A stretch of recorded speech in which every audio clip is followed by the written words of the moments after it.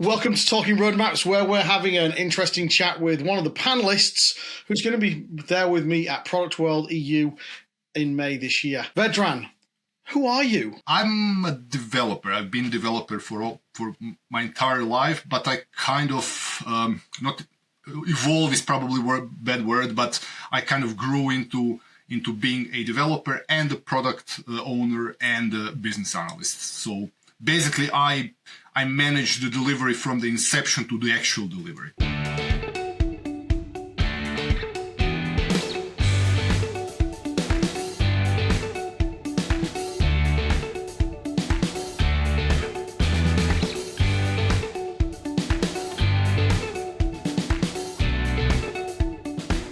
I believe so. You're based in Croatia, and I know I've heard already that your tech career goes a long way. We're talking about you started playing with spectrums, the same as I did actually myself many years ago. I'm feeling a kindred spirit there. You're going to be on a panel talking about product development.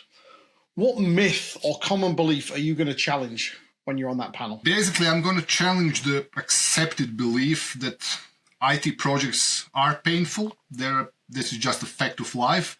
And that we know about great things that we could have like MVPs and stuff like that, but we kind of think it's for the other people. Our other organization cannot handle it, and I will basically show you why this is not true. Everybody can handle it, and that's the trick. What sort of problems are you obsessed with helping people with at the moment? I see where the core of the most issues on most projects, arises from, because everybody's familiar that for some magical reasons, all the issues come up in development, in production, really, in implementation. Somehow, during the design phase and a conceptualization phase, everything is more or less fine. Everybody's happy and so on. But once we get to the point where actual implementation starts and delivery starts, then all sorts of problems start cropping up.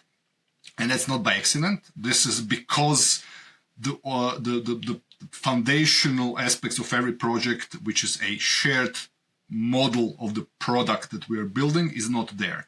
And it's not there because the pre-production work was not done correctly. And that's where I'm actually helping. I'm helping with the delivery by basically putting things right, organizing things correctly. I love it. Yeah, pulling that kind of knowledge sharing, that common vision toward much further forwards, which is critical. Why are you credible to answer this question? How have you earned or learned this wisdom that you're going to share? Basically, I've been around the block many times. I've started developing when I was 8 years old, and I never stopped. And I'm 50 now, so it's kind of a long time.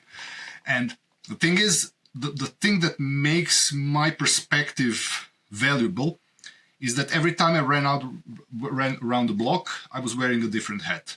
So I went through the entire product design, development, delivery process in every important role except for the UI designer. I'm really not really good at that. But pretty much every single role.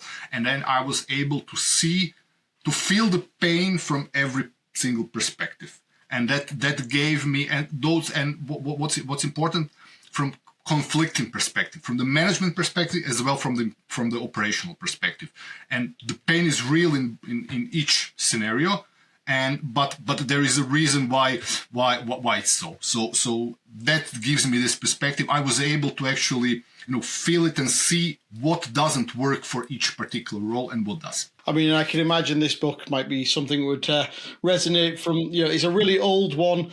But like that user interface design for engineers or for programmers, for someone who says it's not their core thing, it's really old. It's like it talks about Excel and the design there and things like that. I can design UIs in a sense.